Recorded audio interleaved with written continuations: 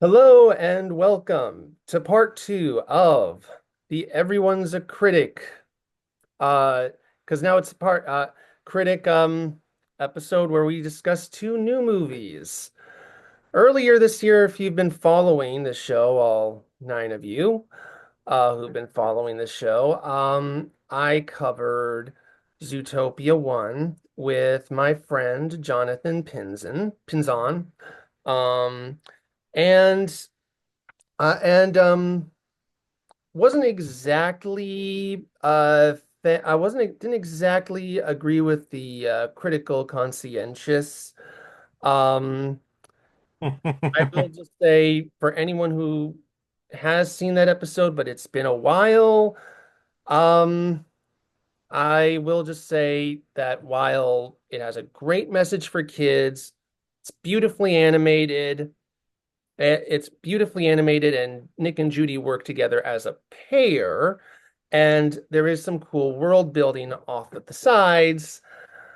I just felt the story was way too similar to other Disney movies. It felt followed pretty much the beats that John Lasseter was doing, beat by doing was like putting like all Disney and Pixar movies almost beat by beat. Like it was kind of like almost like a check. It almost felt like I was watching a checklist. Yeah.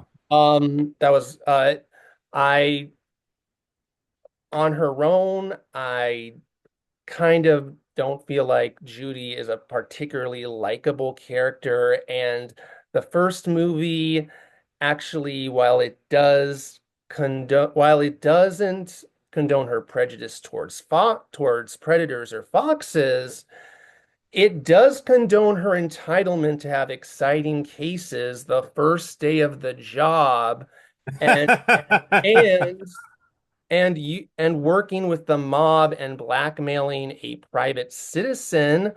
It, I was so basically, It's called a hustle, sweetheart.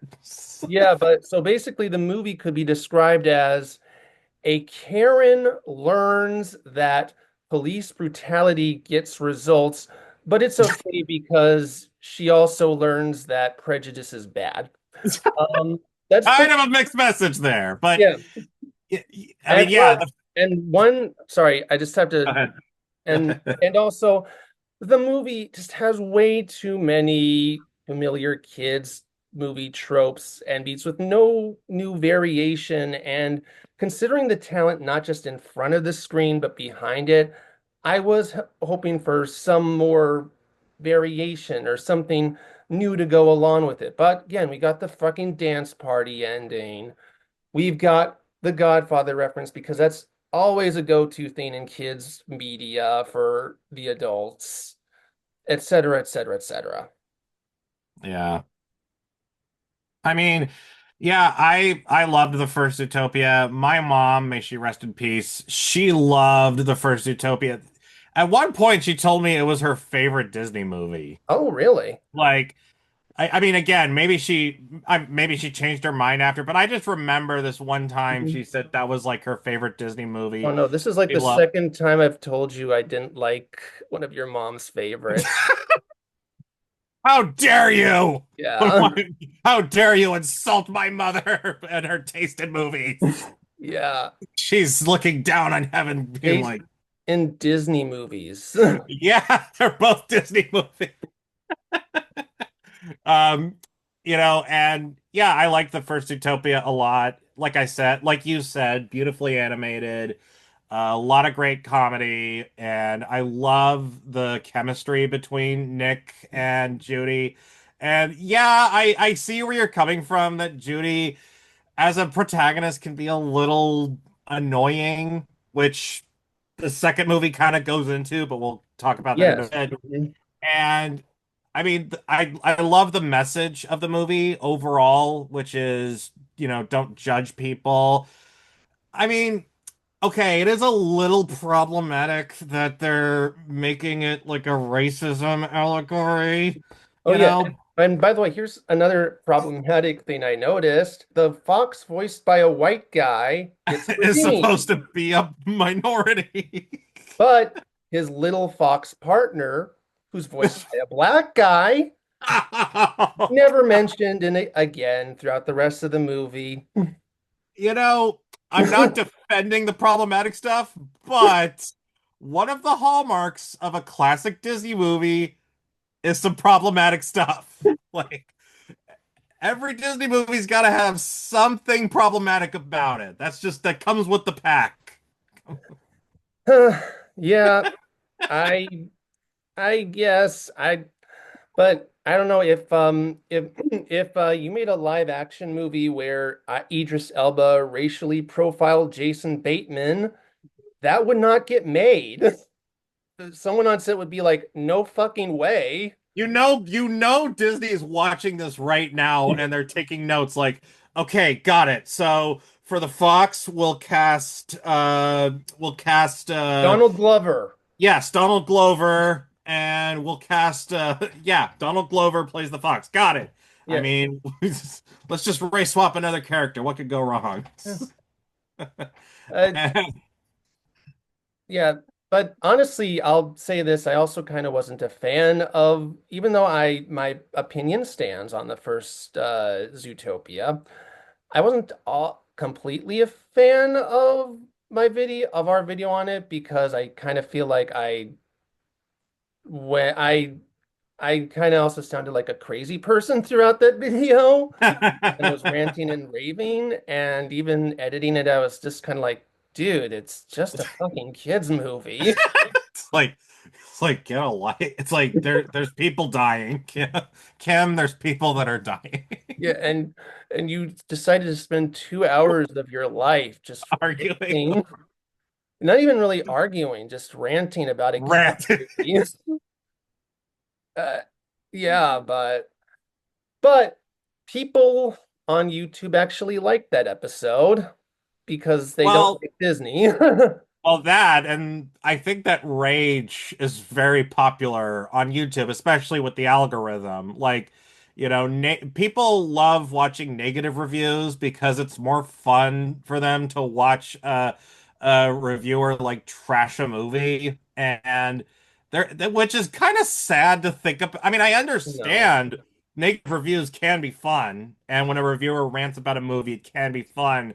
But these days, it's definitely gotten so toxic to the point where it's Hmm. not even really about the movie anymore. It's about the culture war. And like, oh, this bad movie had a female lead and it's a good thing that it bombed. Haha, like, very so yeah, I mean, I don't have to get into it, but you know what I mean. Yeah. And yeah, you're right. There are a lot of Disney haters out there. I mean, to be fair, Disney is kind of an easy target. They are Yeah. like the biggest media conglomerate on the planet. And like you said in the other video, they own almost everything. And they kind of dominated, like they've basically taken over the movie theater business for better or worse. And I mean, I think that like it's complicated because there are things to legitimately criticize Disney over. And I say this as a former cast member. I worked at Disneyland as a custodian at California Adventure. I worked as a custodian at the Disneyland Hotel, and I loved working there. I loved the people there, but there are things Disney does as a company that should be called out. I mean, like a couple months ago when they cancel Jimmy Kimmel to make Trump happy, like please don't be mad at us fascists. And also like during the writers and actors strike, Bob Iger calling the strikers' demands unrealistic. There's all kinds of stuff Oh, Disney yeah. has done lately, and like throughout history, Disney has a like Mm. the thing is Disney, any company that huge, they are never clean.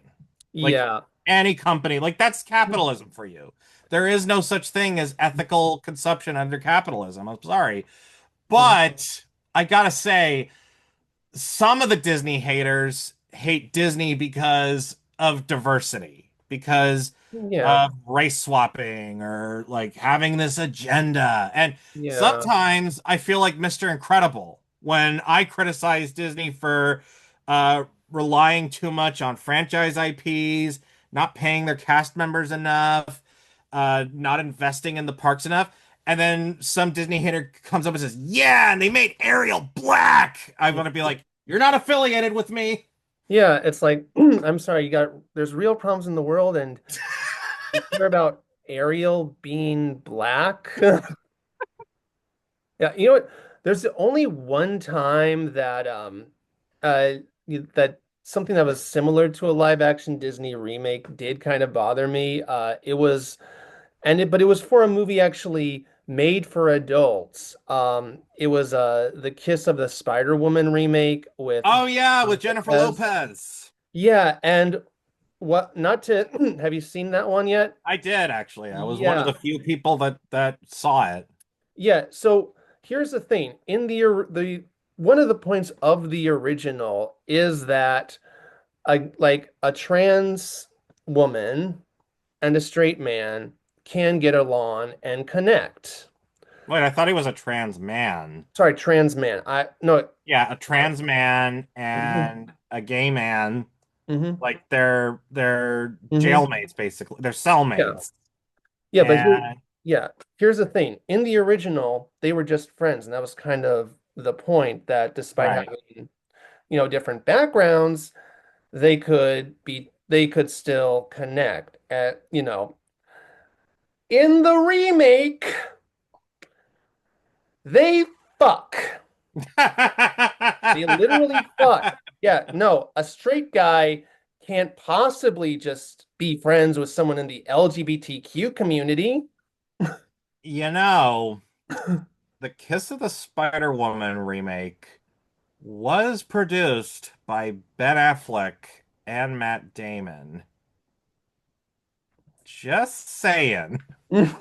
Just saying. Yeah. Just Oh, throwing it out there. That mm, might be why this remake had a sex scene and the other one did. Like, just throwing it out there. oh yeah. And also, okay, yeah. Now we're talking about movies for adults, and we're supposed to be talking We're about supposed to be talking about children. a kids movie. I know, but just to rant on one other thing that I actually was supposed to be progressive, but I feel was kind of regressive was that they changed the movie they were talking about being from fascist propaganda to just kind of sexist, but has nothing really to do with fascism at all. And it's like you missed the point of the tr point for the trees, Bill Condon. That's the Yeah. problem. That's the whole. That's the other point of You that like movie, of you that softened trailer. the edges. You watered Yes, it down. yes, Like exactly.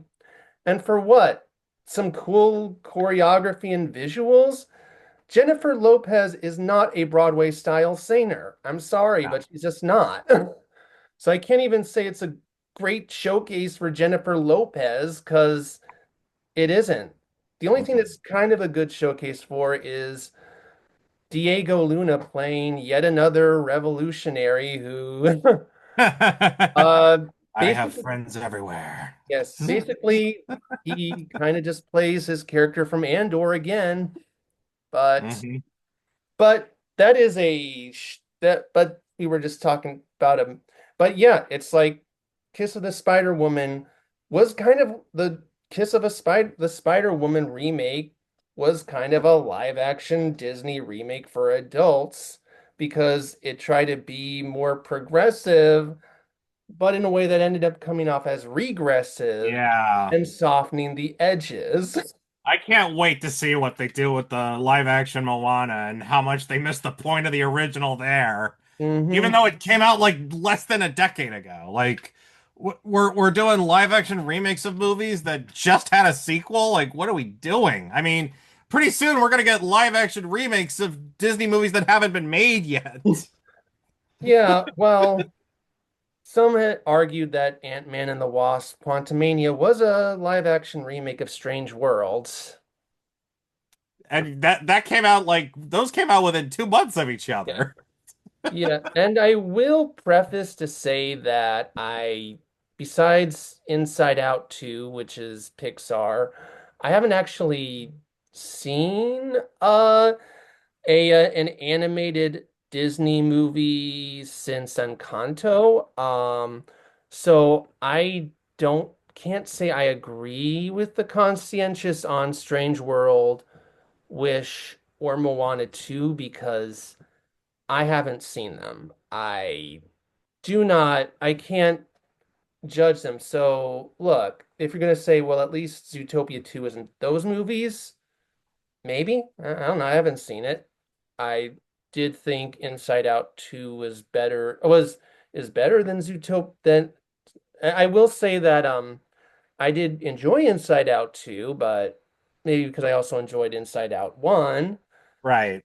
Um, but I will also say, seeing as we are talking about social commentary, that was one of the things I do feel that Zootopia 2 did improve on the original. I mentioned before that one of my problems with the original is that it kind of couldn't make up its mind if it was just if the animals had their own version of prejudice or if it was supposed to be just like A if it was reflection of the yes, real world, of real world prejudices that yes, humans have.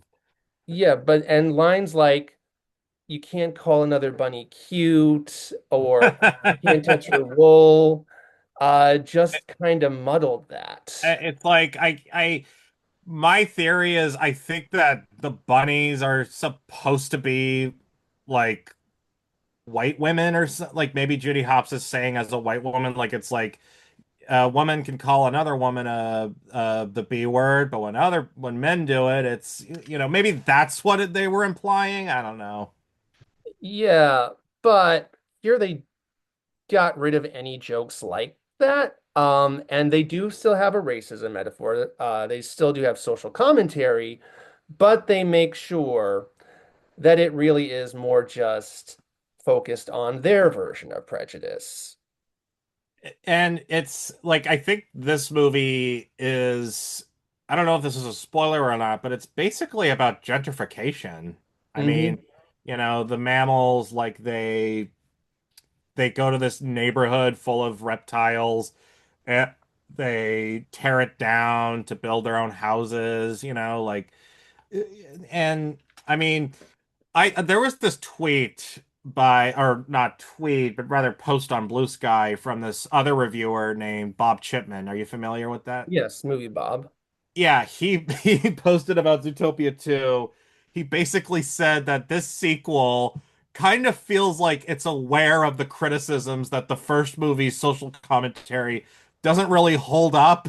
So the sequel kind of like retro like rewrites the first one to be like, no, it wasn't about minorities versus white people. It was about small town white folk versus big city white folk.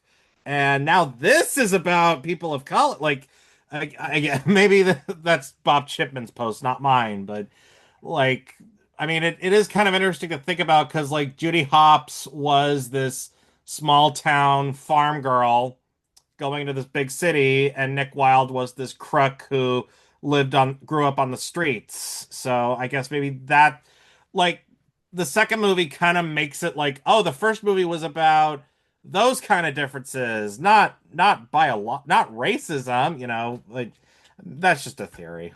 Yeah, but yeah, again though, it was just more focused on its world.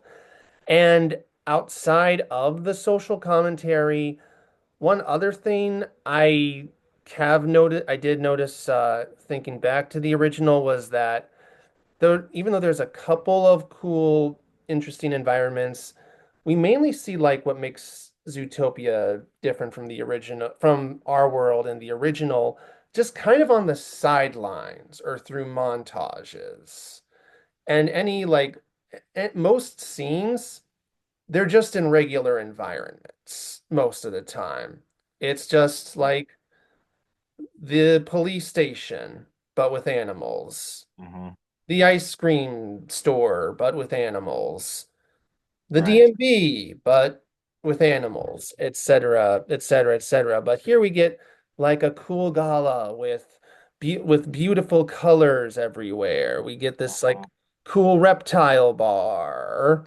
We get like an underwater aquatic land. Like there is more time focused on showcasing cool, unique environments and making the world feel more different Mhm. from the real world than the original, which was a lot of the time just the real world, but with animals. And in fact, there's literally a machine that is used to explain how these animals from different environments can coexist. That's a major part of the plot. Right. Yeah. Yeah. And I think what I liked about this sequel now, you said earlier you found Judy unlikable in the first movie. And the sequel kind of agrees with you on that because it seems to really go into Judy Hops's flaws and also Nick's flaws. Like this Yes. isn't a spoiler because in the trailer they show them getting partner therapy. And like I like how because their flaws were apparent in the first movie. Like they're not exactly telling us any new information. Like, oh, Nick's problem is that he uses humor to hide his feelings. I mean, I got that from the first movie, but I do kind of like how they make that a part of his arc in this movie. Like Nick has to learn to be vulnerable and open himself up, and Judy has to learn that she can't solve every problem in the world and Hmm. that you know she even admits she has a hero bunny complex, which Yes. again we got that from the first movie. As a kid she threw a play of herself being a hero. Hmm. Yeah, actually, that's another thing I did like about this movie is that it is more Nick and Judy focused, while the first movie really was Judy Hop's story with Nick along for the ride. But, by doing this, like the movie does kind of like the movie does, as you said, it does put Judy more under a microscope and, actually show more of the problems that her behavior you can usually cause, while the first movie was like, you're special, Judy. Just Yeah. don't be racist towards foxes, okay, little baby? That was the first movie's attitude toward her, pretty much. Yeah, Hmm. yeah, you know what? You should be solving a big case the first day of your job. That it's not normal to not be doing that. It's like it would be like if I was in a school play on my first day going, okay, I want to play the lead. I want to play Hamlet. What? You're having me play the Lord or the Bishop or what? No, I want to play the lead. It's Yeah. like, But again, it's like the movie does put more of Judy's flaws under a microscope as well as Nick's. And yeah, I do think when the movie is focused on their relationship, it is at its strongest. hmm. And actually speaking of that, you said that there was a lot of great comedy in the first movie. I was honestly disappointed with the comedy in the first one because Really? I didn't think it was that. There's only one line that really I thought was funny, which is when they have the montage of all the animals being mad at Judy for giving them parking tickets, and the little hippo girl is like plainly My like, mommy says she wishes you were dead. yes, that I laughed at. Everything else, like it was just kind of like You cliche mean you kid didn't movie find the DMV humor. sloth funny? It was okay. I A don't know. little long, Yeah. a little kind of slowed the movie down. It was, I mean, it was okay. Um, eh, I don't know, not really, but no, here I laughed a lot more often, like, at the beginning when Nick says, I had a traumatic childhood, and Bo goes like, would you like to have a traumatic adulthood? Like that made me chuckle. The Mayor Windancer, the Patrick Warburton Mayor, like flopping as he's thinking, that made me laugh as well. So yes, there's funnier moment. I laughed more often than the original, which is kind of a shame because like the original was had Rich Moore as the director and Jim Reardon as head of story, and they both worked on classic Simpsons and also worked on Futurama. So which are two of my favorite shows, so that I actually preferred the comedy and the one that doesn't have Simpsons alumni working on it, Yeah, and the one that does is kind of a disappointment, to be right. honest. Speaking of things that actually got a bit of an upgrade, I love J.K. Simmons, but Mayor Lionheart was just kind of a generic New York corrupt mayor. There wasn't much to him besides that. Kind of a waste of J.K. Simmons, Oh yeah. but they realized that you have to work on that if you're going to cast. But Mayor Windancer was a fun side character, and unlike J.K. Simmons, who I felt was doing his best he could with an underwritten role, uh, Patrick Warburton actually not only gave it his all, but the writing actually helped support him this time. I love how his character is basically a parody of not just Donald Trump, but also Arnold Schwarzenegger, Yeah. because his character is he was a TV actor or a movie actor or something, and then he gets elected mayor. Like, I bet you he got elected mayor because of his show and movie. Like, people were just like, oh, I loved him in that thing I watched, so I'm voting for him. Yeah, actually, I think he works better as a an Arnie parody than a Trump parody because, well, to spoil things, he becomes one of the good guys at the end. So Mhm. if he was a Trump parody, that's kind of Yeah, I don't think problematic. he's really a, now that I think about it, I Yeah. mean, I guess I would argue the villain of the movie is kind of a Trump parody, but I don't know. Like it I mean, yeah, he kind of is like Trump because he is kicking these people out of their homes so he can build more buildings and stuff. Maybe, yeah, maybe he is kind of like Trump in a way. Well, I was thinking Logan Roy because it's an Yeah, obvious Succession parody, but Logan right. Roy is pretty much well, he's actually a Rupert Murdoch XP. He's supposed to be, but Yeah. you can definitely see Trump in Logan Roy. Um, and yeah, I will say that, and I do kind of want to highlight the main cast. For the main cast, uh, the voice acting was well done. I was surprised actually at Andy Samberg, because there is a moment where he actually has to turn evil and villainous, and he surprisingly portrayed that well. I was not expecting that It from him. was a twist villain that actually shocked me. Like Kind of, I did not see it coming. Like kind of. I'll get to I'll give him that. that. But I'm thinking more like Samberg's performance. Oh yeah. I was surprised by because you wouldn't think he'd be able to do evil and villainous. And nothing against the guy, but like usually when I've seen him do voice acting, it's just he just sounds like he's yelling into the microphone a lot of Uh-huh. the time. But yeah, finally there's a voice acting role that actually worked for him. Yeah. So we were mentioning Donald Glover earlier. Like I took one when I saw the a picture of that character at first, I thought it was gonna be Donald Glover voicing him. It looked like a character that would have Donald Glover's voice. Right.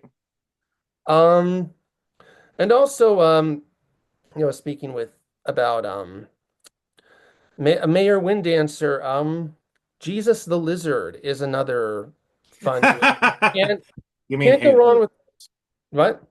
Jesus. Jesus, yeah. Can't go wrong with Danny Trejo, and he's cool and mysterious, and he's kind of like looks out for the other reptiles. Mm-hmm. Um, yeah, he and those two were kind of my favorite of the new cast. And of course, there's Oh, always some intense moment. And you know what? The action scenes were well done. And yeah, like I mentioned, I saw what? this movie at Century Stadium yesterday, and I saw it in this XD theater, and the seats were actually moving during the action sequences. Like at the beginning, there's this car chase, and my seat was moving. Like at first, I thought, "Is there an earthquake?" And I'm like, "Oh no, these seats actually move." It was really That's cool. where I think the movie does well. Here's where the movie still holds me back a bit. Mm. The new leads just aren't that strong. Gary's sweet and a nice guy, and it's great to finally see a good snake in a Disney movie. But he's really only nice and wants to prove that his family are the true founders of Zootopia. There's not much else to him. He doesn't really have that much characterization otherwise. Yeah, like I think the only point of him is to be like, hey, not all snakes are mean. Look at this adorable little cinnamon roll. Like, see, he's not bad. Like, I feel like where the first Utopia, the message was like people are more than what they seem. Like Nick has a lot more depth to him than just a clever fox who's a crook. And like every character like had something more to them. Gary, I don't think he is really supposed to have like he doesn't really have depth. He's just more a subversion like of the evil snake trope. Like, oh, I'm not evil. I just want to help my family and prove I'm innocent, you know? Like, Yeah, but it would have been nice if he had a personality besides just he's nice. although I love Ke Huy Quan as the character. Ke Huy, Yeah. I love seeing Ke Huy Quan getting more work. Oh Like, yeah. I'm so glad that he's having a moment again because I loved him as Short Round in Indiana Jones and the Temple of Doom. I loved him in Goonies. Like, he should have been in way more movies. Like, he's so talented. And Oh, and by all accounts, he's like a really sweet guy. He's got that Keanu Reeves energy about him. oh yeah. I completely agree. And um yeah, I remember like when trailers for the movie first started popping up on social media, people were gonna be like, "Oh my God, is he gonna be the annoying comic relief character? Is he gonna be the new Olaf?" He's Instead, that was Nibbles the beaver. he wasn't yeah, Nibbles, and she's a podcaster. Yeah, but she's very loud and in your face and crazy. If anything, she was more the wacky comic relief than Gary was. Oh yeah, like Gary wasn't even really comic relief. He was just a character. Yeah, but that kind of goes to my other point, which is like the movie kind of tells you that Gary and Nibbles have bonded with Nick and Judy, but I don't know, I didn't really feel it. I don't really feel like they Yeah, had any. it did feel a little rushed. Yeah. I never really felt their bond grow. And you know what? While the movie does the Nick and Judy stuff well, that it's also trying to convince you that these are like their two new friends that they've grown close by. I I feel like it was just told to me, but not shown to me. Yeah. And like similarly with Paubert, like I actually didn't think the twist worked because I don't feel like he really got to know Judy or really have a heart to heart. Like people complain that Bellwether was too rushed of a villain, but I honestly didn't feel like he was much better. Yeah. Yeah, like on the one hand, I do give props to Disney for having a straight up villain again. Like, I know this isn't exactly a hot take, but I'm getting really tired of their twist villains or, the intact or there's no need for a villain. The villain is family trauma or whatever. No, like I'm glad Zootopia 2 straight up has a straight up bad guy again. I just wish the bad guy was better written. I wish I wish that we saw a little more of him. I wish he was a little more devious, a little more like theatrical. I mean, the voice actor did a good job. I mean, who does the voice of him? Um, David Strathern. yeah, he's actually on Man on the Inside, and Oh. I was thinking I thought he was Austin Pendleton at first. Yeah. He looks like Austin Pendleton. Hearing his voice here, I was like, is that Paul Sorvino? But then I was like, oh no, Paul Sorvino's dead. But also, speaking of that, speaking of Paul Sorvino, this is the second time in a row I've covered a movie on Everyone's a Critic that begins with a floppy-haired character voicing by John Leguizamo causing a public disturbance. He even has the Tybalt haircut. Oh, how funny. Oh But my God. his voice the voice he gives is more Sid the Sloth, unfortunately. Did the sloth. Yeah. But though I think actually why the pay why the relationship building with the new characters feels so rushed is I will give the movie props that it did at least slow down somewhat at times and get you into the minds of at least Judy. Mhm. But at least there were times it at least slowed down and gave the audiences a break, even though it had a mostly zippy, fast-paced tone. This movie is Mhm. constant no zippy, fast-paced. Boom, boom, boom, boom, boom. There's Yeah, not really any quiet moments this time. right. And because of that, they don't really give you time to sit and know many of the characters besides Nick and Judy well. Yeah. Yeah, like it definitely felt a little rushed. Like I think that's why I kind of prefer the first one because the first one I feel like took its time more. It took its time getting you into the world, getting you to know each of the characters, whereas this one I feel threw a lot more at you.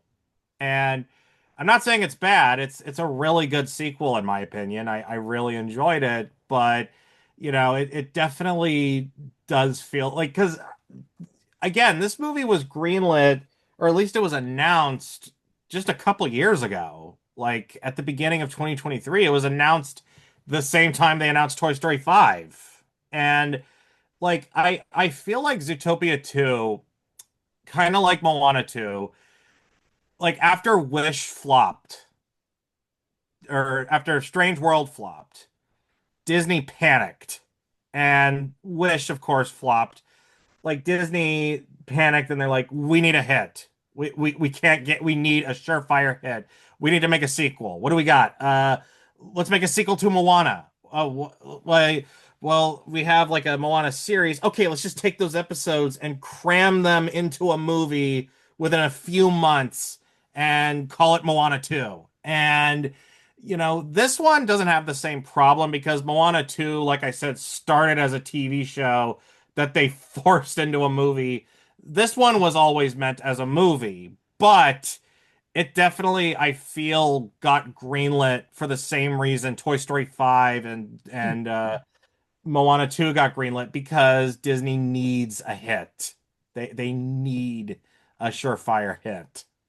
Yeah, and also as you said, like the thing they just keep like throwing things at you, boom, boom, boom, boom, boom.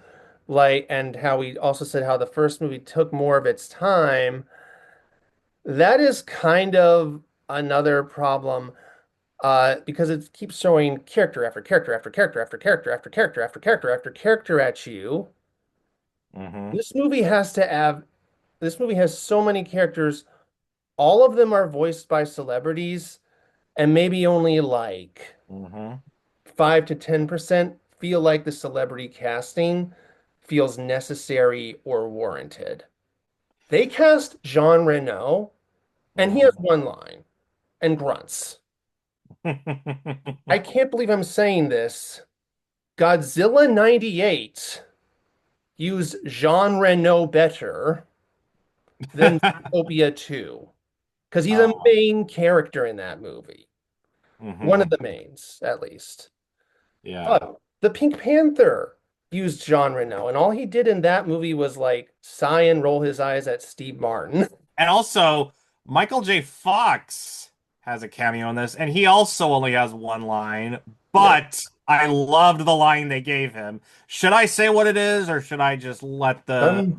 Um, Actually, yeah, sure, because I was in the bathroom for that line. Okay, so this is a mild spoiler, but it's when Nick gets captured and he's sent to this prison with all these other animals.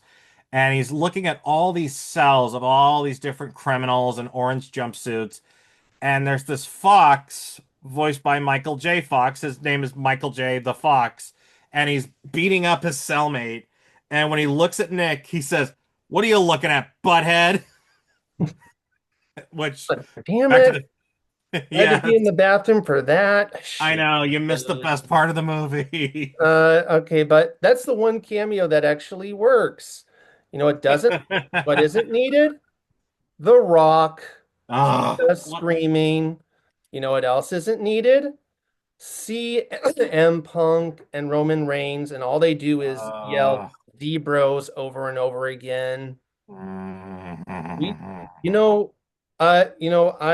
I'm impartial to the controversy with celebrity voice casting in the voice acting world because I think when it's done well, it can be effective, but shit like this is why people have a problem with it. mhm.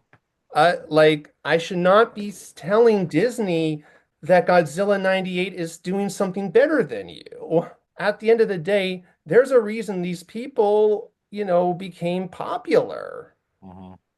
And it's like you have to think, does that reason go with the character I want to cast them as Yeah, in any shape or any way or form?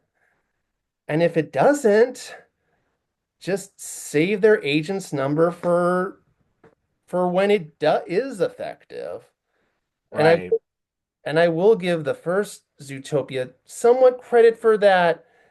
There were a few celebrities I felt were a little wasted in the first Zootopia, but for the most part, when it was casting celebrities, it only cast them in roles that it was actually effective as, and they used like animators and voice actors to voice Right. the other characters. Again, like I will say, I mentioned earlier, J.K. Simmons was kind of cast to play a generic character. Hmm. Same with Octavia Spencer, but at least they were given enough screen time to make the most with what they had, even if I didn't feel like they had enough. Yeah, But here, these actors don't even get that right. because they want to put this huge cast together. Hmm. Yeah, I mean, it's not surprising that they had celebrity cameos, and it's actually pretty common for especially animated sequels, I feel. They always have these like the other day I actually watched Toy Story 2. I don't know why, I just felt like watching it, maybe because it's the 30th anniversary of Toy Story. But that movie also had a lot of cameos. Really, from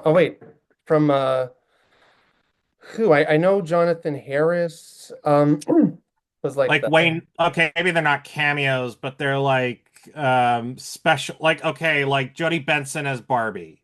Like she okay. voiced Ariel, you Yeah, know. but even then it's like even though she's Ariel, like people know her many people know her characters more than Yeah, her. right. And also Barbie, even if she's not in it a lot, she at least gets enough screen time to stand out. Yeah. It's not really the same thing as like, John Reno plays one of the cops and he just grunts for most of his screen time. Hmm.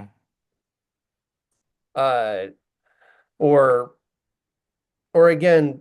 The Rock just Mhm. yells. And I wish I could just say it was overstuffed with new characters. And again, I get what their thinking was here. They wanted to appease fans of the older characters. They also wanted to appease fans of the marketing who still puts the older characters and things. Right. They didn't need to bring all the older characters back. I'm sorry. Yeah, I really don't like it in sequels when they have to bring back way too many of the old characters. It kind of reminded me of Rio 2, where it had like all these new characters, and they also had to bring back the villain from the first movie and the humans from the first. Like, you didn't need to, like, the villain I can excuse because he's a great villain, and the new villain was lame. Like, I could forgive that, but the human characters from the first movie, you didn't have to bring them back, but that's Rio 2, but Zootopia 2, like, I mean, yeah, I get, like, I don't think this didn't bother me as much as Rio 2 did. Like, I don't think the old characters, like, took up too much time, I think that it worked. Like, they Um, had just enough screen time. my problem with the way the new char with the way the new characters were done is that many of them were just sort of there to reference what they did in the original, Hmm. and it just felt like they were doing member berries, and I'm thinking, are we really doing member berries for a movie that's not even 10 years old yet? Hmm. Like I mentioned, the little fox, Finnick. He's just there Hmm. to pretend to be a baby again, disappears afterwards. Hmm. The parents are just there to reference the phone call. They disappear out. They do come back towards the end, but their big scene is just referencing the phone call. Duke is just there to reference the DVD gag. Yeah. Bellwether, yeah, she didn't need to be there outside of the recap. Um, again, mentioning again, overusing celebrities. They Mhm. brought back Tommy Chon as Yax, and I'm sorry, Tommy, because I know you. You're a great guy. You're the only person I know who I'd ever call out on this. His only look, because you're rich and I'm not. His only line was, "Yeah." You had to bring back Tommy Chon to say, "Yeah." Yeah. Uh, and and really kind of forced, in my opinion, was Mr. Big and Frou Frou because all they really did here was basically just help spout exposition that Gary or Nibbles or Pobbert could Hmm. have spouted later on, and that could have actually helped develop the relationship between Nick and Judy and these characters more, or it could have been spouted by, or and then also give them disguises, but like Nick and Judy could have come up with their own disguises and also help them make the connection with Nibbles. But again, Judy could have just gone on Nibbles' website and found her contact information. Like they were kind of shoved into the plot, in my Yeah. opinion.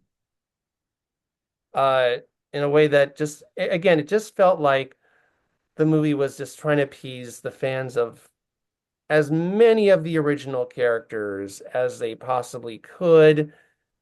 And I didn't feel it was necessary. Though I will say that Finnick's voice actor, Tiny Lister, had died during COVID 5 years ago, and his only line was reused dialogue from Mhm. Lister. And they did give Mr. Lister an in memoriam over the end Yeah. credits, which was Mhm. nice. And again, Tiny Lister only had 4 lines in the original, but at least did the most with what he could, even if it wasn't always a lot. Though speaking of Mhm. the Burning Mammal credits, Yeah. um, animated movies. I understand that kids like dancing and bright colors and happy animals. There are other ways to draw the kids in. Yeah. Please, I had the problem with the first Utopia with this. Same problem here. Right. Please retire, or at least take a break from the dance party credits. I mean, I know this is social media's baby and Hmm. it's kind of become annoying to keep mentioning it, but Puss in Boots: The Last Wish, Yep. which was part of the Shrek universe, Yep. they didn't do the dance party ending, even though No. all the other Shrek movies did. Puss in Boots 1 did. Okay, I'm about to drop a hot take. Yeah. I actually don't mind the every character dancing at the end trope when it's done well. Like maybe it's because there's a bit of a theater kid in me somewhere, but I kind of love seeing the character like if the song is a banger and all the characters are dancing like they're doing a curtain call and they're dancing to the song. I love it. It makes me leave the theater smiling and humming the tune. Like I for me, the all-time greatest example of that is Shrek 2, Livin' La Vida Loca. Like, what a hell of a way to end a movie. And of course, there's also I'm a Believer from the first Shrek and Fantastic Mr. Fox, Let Her Dance. Um, and I'm sure there's other examples, but and Megamind, like I personally don't mind it if it's done well. If the song is terrible and if I don't like the characters, I hate it, but that's just me. Yeah, I think it is more, I don't mind like dance party endings in and of themselves. I just think it's overused in the medium of animation. Yeah. Well, then you're gonna hate my animated movies when I make them, because boy, am I gonna have. I just feel like too many CG animated movies have done the dance party ending trope, and it's just like, guys, can we take a break from this, please? No, never. We must Uh, keep dancing. We must keep dancing forever. That is our pun. We're in hell, and that's our punishment. oh yeah, it's like it's the slurm from Futurama. But yeah, I think in some ways this movie improves on my problems with the original.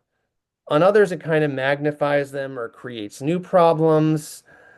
So overall, I think it was an okay movie. I I think it was more than okay. I actually really enjoyed it. I had a lot of fun watching it. It was a nice little escape from the real world. Um, and it was definitely a more upbeat movie than Wicked for Good. And I loved Wicked for Good, but man, is that movie a downer. But Yeah, but this one at least is bright and colorful, and it's like it's a more fun movie. And if you have kids, they're gonna love it. Like there was a kid in the theater. Now, I don't know if you remember, but then in the part when Nick and Judy are rock climbing and Nick is rage baiting Judy by playing that message on the carrot pen, like, I'm a dump, dump, dump, dump, dump bunny. This little boy was repeating that nonstop for a while. And I'm like, holy shit, that's this movie's Afro Circus. It's like this is something kids are gonna quote at school on playgrounds, like da da da da da da da bunny da da da. I'm waiting for the remix video of that to come out. yeah, yeah, but honestly, yeah, I guess it's because I don't. Honestly, if I did have kids, I wouldn't really mind them watching this movie, but yeah, I think Zootopia just isn't for me personally. You're not a furry. You're not the target audience. So. Um, Actually, I like the bad guys movies fine. But do you love them? Do you obsess over them?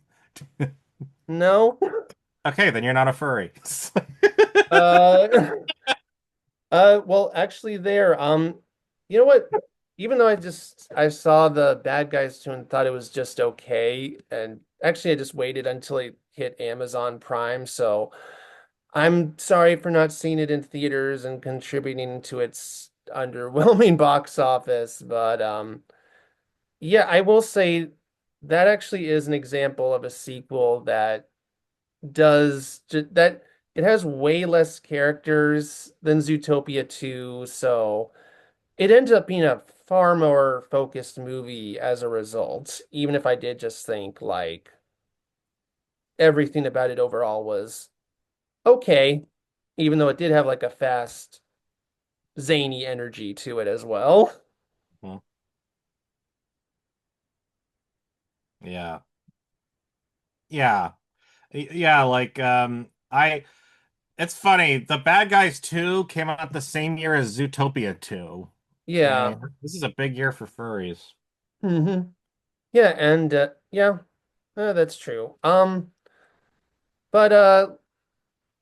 yeah, honestly, that's pretty much my thoughts on the movie. I will say Zootopia. this, I'll probably only see Zootopia 3 if they cut down the list of characters by a lot. Like, okay, So we got you want Thanos to snap his fingers and turn half of them to dust?